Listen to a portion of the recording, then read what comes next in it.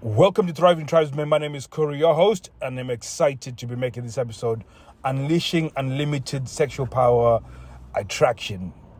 Now, before we go ahead, I was speaking to some guys and we're recapping on some of the episodes that we're doing, I've done with this series. And there was a little bit of uproar with some of the things I said. And the main one was the fact that the orgasm isn't that valuable. And I think it dropped off some people the wrong way. And I was really happy that that's what it did. Because even before I said it, I hesitated to say it, but it was the right thing to say. And the reason why is because it's not valuable in the sense that you giving an orgasm isn't the thing that's going to make you come back for more frequency. And most people think that I have to give her this incredible orgasm and then she'll be convinced to come back again. It doesn't work that way, especially if she can provide her own orgasm. And I'm letting it sink because if she can do it, she probably can do it way better than you can.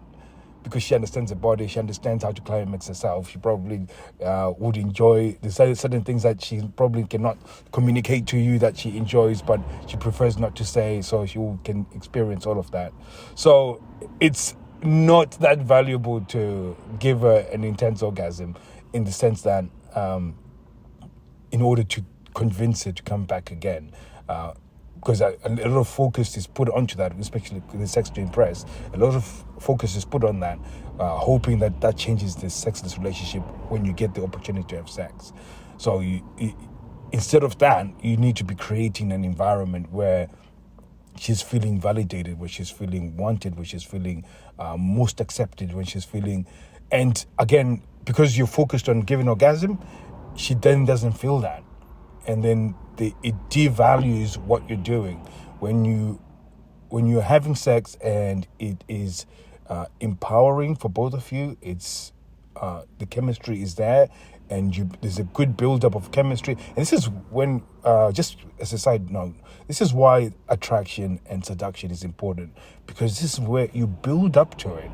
If you don't build up to it and you've manipulated yourself into a sexual place, which a lot of you guys do, where you complain, you sulk, and then she ends up saying, okay, I'm just going to give you sex so I can tick off this box.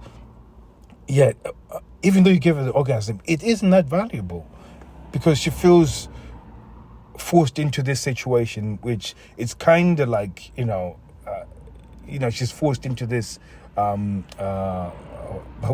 organized fun. And again, it's without the seduction and attraction side of things, it feels that way. And again, it devalues everything that you do. Yes, you will orgasm, and I'm not talking about your skill. I'm not doubting your skill, because I think that's the other bit that was making some of you guys feel frustrated, that you thought I was talking about your skill. It's got nothing to do with your skill, and the fact that you're focusing on your skill rather than focusing on fostering these emotions that are important is the reason why you're in a sexless relationship. So you have to consider that you have to be that fountain where she can come and drink from. Imagine in a desert where you have to walk for miles and miles to get water, and you're always consistently thirsty, you're always consistently looking for water. All of a sudden you find this spring with unlimited flow of water. All of a sudden it makes everything, you're no longer thirsty, you're no longer chasing for water. If that's how it's meant to be, and when you can do that for her, it then creates this frequency, because again, she's now feeling validated, she feels not lonely, she feels not bored. And this is where we'll slot into attraction. When it comes to attraction, that's pretty much what it is, that you're trying to build this sense of adventure. You're trying to build this sense of, because in fact, I'll backtrack a little bit. Most people in the world are bored, especially if you want to get into adulthood, once you get married, once there's children.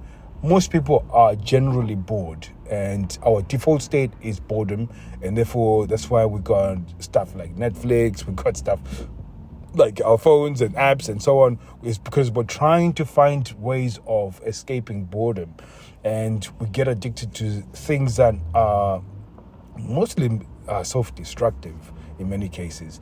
And it's because there's no alternative source that is more long-lasting, that is more nourishing. And it's like, when you drink Coca-Cola, for example, if you were really, really thirsty and then you drank Coca-Cola, it might quench your thirst for a little while. But I always find myself, when I do, within 30 minutes, I feel thirsty again.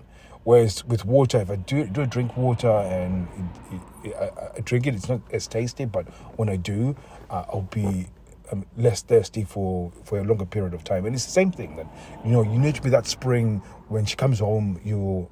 That person that when she comes home, all of a sudden she plugs into you, and all her troubles go away. She's willing to put her phone down and not have to get a dopamine spike from somewhere else. You're the person that's providing it this sense of joy, this sense of happiness. And a lot of it comes then down to attraction. And being attractive, you have to be doing certain things in order to be that fountain. And again, when it comes to it, like I said, I'm going to teach you the 3 things that make you attractive. So the first one, you need to be happy. So most people, like I said, most people are bored. Most people are unhappy. Most people are lonely. So you have to start figuring out, how do I push those buttons in me that will make me happy? Now, because you are responsible on being happy. Most people, they wait for somebody else to make them happy, and therefore you are always in a place where you're trying to take from someone, and then therefore it makes it so much more difficult for you to be in a place where you're providing happiness to somebody, because you're the one that's waiting for. And again, within a sexless relationship, this is one of the main things you have to understand, is that if you are waiting for her to validate you sexually, sex will never happen, because you're in there wanting to take. Whereas if you are in a place where you feel in a place of abundant mindset, you feel like you're fulfilled, you're validated, you're most likely to be doing things that are contributing to the relationship rather than trying to take something from the relationship. So you need to be happy. You need to figure out, what is that thing that makes me happy? How can I feel happy whether I'm having sex or not having sex? How do I feel happy whether she's happy or she's not unhappy? How do I do that consistently? Now, for me, the way I look at it is that everything that, when it comes to life, I look at it as a system. And when you think of a system, you think of an input, then there's a process, and then there's an output. So, for example, if my output is happiness, and I want happiness, there's certain things I need to be doing in order for me to feel happy. So, for example, for me personally, I like to go to the gym. When I'm not going to the gym, I find myself feeling a little bit sad, a little bit depressed. And I know that's physically, I need to be doing something physically in order to feel a sense of achievement in terms of going to the training. But also the fact that my body, when I do difficult things, it's aligned to what I like is in terms of my body. So when I go to Muay Thai, and then I'm learning new skills, and I'm breathing heavy, and I'm training. Again, all of that is an input that I need to do, and again, remain disciplined to as well. And then that, it's as an output, gives me happiness. Sometimes I will take time away from the books. I'll take time away from coaching, and I'll go and listen to a comedian, and I'll laugh, and that's my input. But overall, it just opens my mind into thinking in a cynical way, in a comedic way. So I do like to do that as an input, because again, the process, the output is that I want my brain to be fluid when I think about humorous, because again, it's important part about being humorous as well when it comes to being happy and humorous, is that it's not really about the content of what you say, it's how you say it and how you're feeling about what you're saying. So for example, when it comes to, imagine if you transcribed your favorite comedian's show, special, whatever, and you started reading it, it wouldn't be as funny as them actually saying it. So it always comes back down to, do you have the tools to make yourself happy? Do you have the tools to make yourself feel validated, feel confident, all of those or the above? And when you can do so, it becomes more attractive to your partner, because you're not coming trying to take from somebody, especially when you know that she's already bored. A default state is bored, feeling unwanted, feeling rejected. I mean, she feels all the things that you feel and you think is happening to you is also happening to her. So you have to be that person that then takes that, the step of wanting to engage with you getting better in feeling happy about yourself, feeling good about yourself, validating yourself. And again, we can go in deeper with this when we make the video series and what that actually looks like. I've given you an example of my inputs that I do, but there's more things that you can do that are a little bit different. If you guys I've told them to go for dance classes, Latin dancing, for example. Whether you go with a wife or you don't go with a wife, it doesn't matter. At least you're doing something that is difficult, that is around a woman, that is, it's going to be a really good input that gives you so many skills that you wouldn't have thought you would get. Again, some people, I told them to go to improv class. Again, builds your communication skills, gets your brain thinking in a certain way. It's an input, but the output is absolutely insane when it comes to you doing what you need to do in order to gain attraction. So again, this becomes a very important part. You need to figure out, what is it that makes me feel fun? What is the thing that makes me feel happy? What's the thing that makes me validated? And then you do that as an input, and then you get those outputs. So the second piece is self-amusement. That whenever you are doing stuff, you're never saying jokes for the sake of her to approve you joking. And you can see that there's a common theme about you not doing stuff to get approval.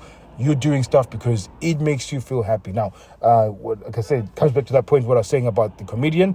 The comedian has to think that his line is funny before he delivers that this line is funny.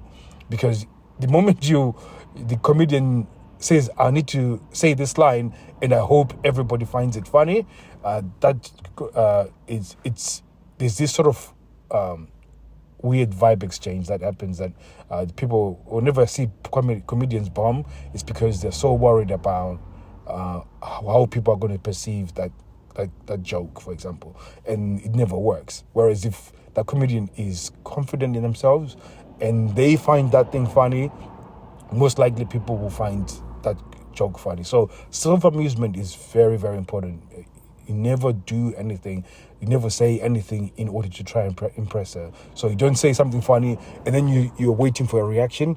I personally, when I'm making jokes and I'm being silly, I'm doing it because it makes me feel funny. It makes me laugh. It makes me enjoy myself when I'm doing it. And I'm doing it to her, but whether she's happy or not, it doesn't change how I feel. And that is what makes her then find it hilarious and find it, because there's nothing, I'm not seeking any approval whether I'm funny or not, or whether I'm fun or not. So it becomes a very powerful tool to have when you can be self-amusing. Now, I'm not going through this pretty quickly, the last bit. So the last bit is not to be bothered by a reaction, which is a very important piece, because a lot of people, they might do these first two steps where they feel happy in themselves, and then they can start doing a little bit of self-amusement. But the moment she reacts really bad, then that alters their state. Now, if your state is altered by the fact that she's had a bad reaction, generally it means that she's in charge of you.